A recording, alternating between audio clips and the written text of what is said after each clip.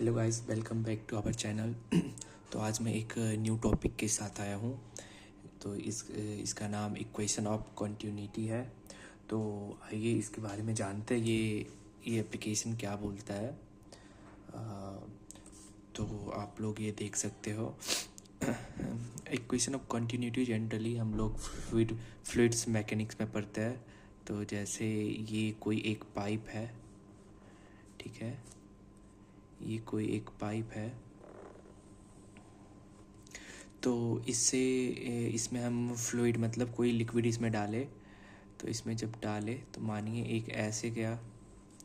अगर इसके अंदर कोई लिक्विड होगा तो मतलब उसका तो कुछ एक छोटा सा पार्ट पकड़ के चले, तो कुछ उसका स्ट्रीम जिसे हम फ्लो कहते हैं उस कुछ ऐसे हम एक कुछ पानी का मतलब हम इमेजिन कर रहे हैं क्या, एक छोटा सा लेयर पकड़े और वो ऐसे इसके अंदर जा रहा है, ठीक है, ऐसे जा रहा है, यहाँ पे ऐसे गया, यहाँ पे ऐसे गया। इसको हम नाम ए दे देते हैं, ठीक है। और फिर दूसरा हम लेयर पकड़े पानी का, तो कुछ इस प्रकार से गया। कोई भी मतलब फ्लूइड का उसका हम लेयर देख रहे हैं तो कुछ इस प्रकार गया, ऐसे जा रहा है। तो एक और देखे तो वो भी ऐसे ही जा रहा है, कुछ फ्लो करते हुए कुछ इस प्रकार गया। तो इसे बी और सी बोल देते हैं।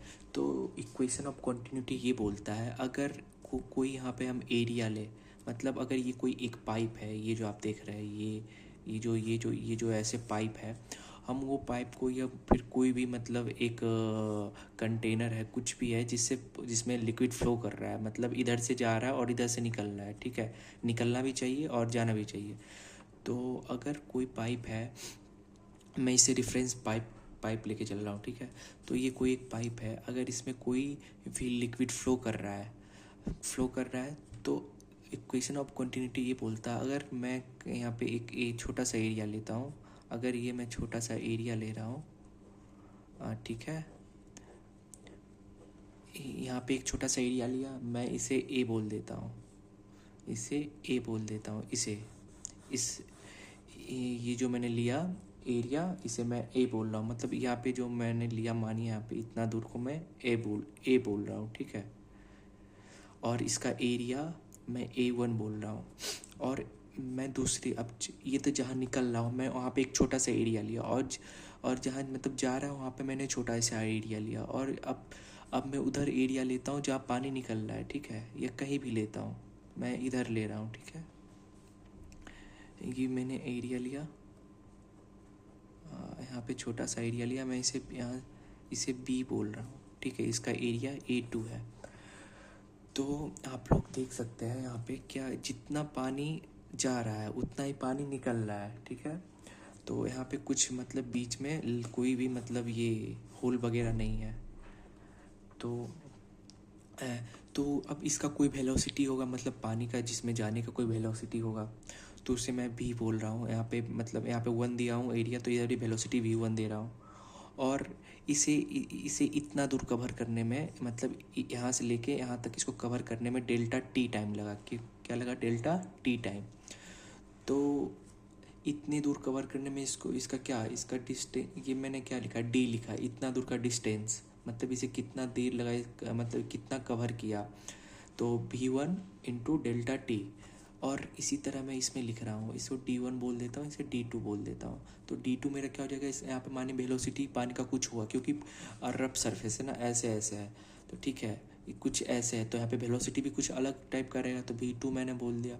और यही मैंने बोल दिया कि डेल्टा टाइम में, उतना ही टाइम में यहाँ पे वो कवर कर रहा है।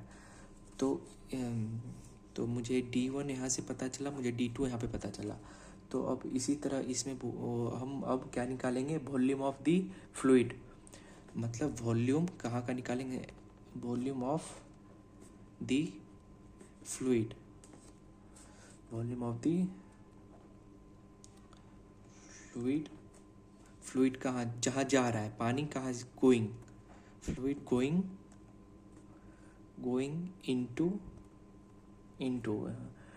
मतलब जिसमें volume of the fluid going into, तो यहाँ से जितना पानी गया उसका वॉल्यूम यहाँ से कितना हो जाएगा, देखिए, तो यहाँ पे वॉल्यूम क्या हो जाएगा, तो ये जो एरिया है, एरिया, वॉल्यूम क्या होता है, ऐसे वॉल्यूम हम कैसे लिखते हैं, मीटर क्यूब होता है, मतलब उसका यूनिट होता है मीटर क्यूब। तो मुझे मीटर क्यूब टर्न में आंसर लाना है। तो यहाँ पे A1 एरिया A1 है, और मैं इसे इससे डिवाइड कर दूँ, ये क्या है, डिस्टेंस ही है, तो ये मीटर में ही आएगा जनरली इसका ऐसा यूनिट। तो मैं इतना से गुना कर देता हूँ, V1 डेल्टा टी। ठीक है, तो मतलब इतने इतने वॉल्यूम में जो हमारा फ्लो हुआ लिक्विड का, ये इतना हुआ। और मैं अब इतने एरिया में अब मैं वॉल्यूम निकालता हूँ फ्लूइड का जो गोइंग आउट जा रहा है। तो यहाँ पे लिख सकता हूँ मैं volume of the fluid out going. तो आउट गोइंग जाने में कितना, फिर ये देखो ये पानी यहाँ से जा रहा है, तो जा रहा है, तो मैंने ये एरिया लिया, तो A2 एरिया लिया, और यहाँ का डिस्टेंस इसका क्या हो जाएगा, V2। तो मतलब इससे इतना वॉल्यूम में जा रहा है, तो और उसके डेल्टा टी से गुना कर दो। ठीक है, तो volume of the going into और volume of the fluid out going, जो जितना गया उतना ही वॉल्यूम उतना उधर से निकला। ठीक है, अब दोनों को इक्वल कर दो, A1 डेल्टा टी और A2 V डेल्टा टी। तो यहाँ से देख सकते हैं डेल्टा टी चल गया, तो A1 V equal to A2, ये V1 था, ये 2 था, तो V2। तो ये हुआ। आप ये देख सकते हो, ये इक्वेशन ऑफ कंटिन्यूटी है। अगर आपको क्वेश्चन में अगर अगर कोई भी आपको मतलब एक सिमिलर पाइप है, ठीक है, एक मतलब बस एक आप देख सकते घर में कोई पाइप रहता है, ठीक है, तो उसे बस कुछ नहीं, ज़मीन पे अगर खेत वगैरह में आप पानी मतलब आप जा रहा है खेत वगैरह में कोई पानी जाता है, तो आप देखते हो ऐसे ही पाइप बस बिछा रहता है ज़मीन पे। तो ज़मीन पे जब पीछा रहेगा इधर से वो पानी जा रहा होगा, उतना ही पानी इधर से निकल रहा होगा। तो यहाँ पे कोई भी रफ सरफेस नहीं है, एकदम प्लेन सरफेस है, और ये पाइप भी उसके ऊपर रखा हुआ है। तो यहाँ पे तो अगर कोई भी आप यहाँ पे एरिया पकड़ लेते हो, अगर यहाँ पे भी कोई भी एरिया पकड़ लेते हो, यहाँ पे भी तो क्या कहता है, वेलोसिटी ऑफ पानी का तो सेम ही रहेगा। तो यहाँ पे ऐसा मतलब इक्वेशन ऑफ कंटिन्यूटी बोलता है, अगर कोई एरिया यहाँ पे हम ले रहे हैं, कोई एक पाइप बिछा है और इसका सरफेस एकदम प्लेन है, अगर आप यहाँ पे कोई एक एरिया ले रहे हैं और इसका वेलोसिटी ले रहे हैं, और यहाँ का भी आप एरिया कुछ ले रहे हैं और वेलोसिटी ले रहे हैं, तो वो दोनों सेम होना चाहिए। इक्वेशन ऑफ कंटिन्यूटी ये बोलता है। ठीक है, मतलब पानी ऐसा नहीं क्या ये कोई ऐसा नहीं कि यहाँ पे वेलोसिटी कुछ और ही होगा, यहाँ पे वेलोसिटी कुछ और ही होगा, इस टर्म में नहीं होगा। हाँ, अगर कोई पाइप है, हाँ, अगर कोई ऐसे बना हुआ है कुछ इस प्रकार से, और पाइप ऐसे बिछा हुआ है, उस पर ऐसे बिछा हुआ, हाँ, तो यहाँ पे continuity, equation of continuity same होगा, पर मतलब यहाँ पे वेलोसिटी कुछ और ही होगा पानी का, और यहाँ पे वेलोसिटी कुछ पानी का कुछ और ही होगा।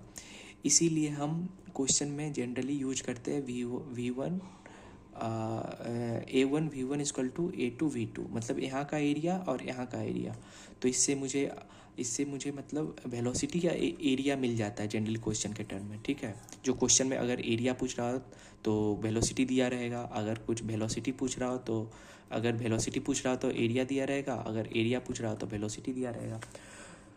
तो अब देखिए, हम जनरली यहाँ पे बात होता है फ्लूइड इज, यहाँ पे फ्लूइड इज मतलब वो रहता है इनकम्पर्सिबल रहता है। इनकम्पर्सिबल मतलब डेंसिटी जो रहता है, जो हम कुछ भी फ्लूइड ले रहे हैं उसका डेंसिटी हर जगह सेम रहता है। मतलब अगर हम कुछ एरिया यहाँ पे देख रहे हैं, यहाँ पे हम पकड़े और यहाँ पे डेंसिटी देखें फ्लूइड का, तो मुझे भी उसी तरह आप यहाँ पे कुछ पकड़ ले एरिया और यहाँ पे डेंसिटी देखिए उस फ्लूइड का जिसमें ये पाइप में जा रहा है, तो उसका डेंसिटी आपको सेम मिलेगा, उसी को इनकम्प्रेसिबल फ्लूइड कहते हैं।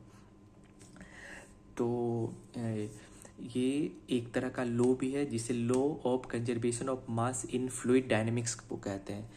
मतलब अगर आप कुछ मास पानी का यहाँ से उठा रहे हैं और कुछ मास यहाँ से उठा रहे हैं, आपको सेम देखने को मिलेगा।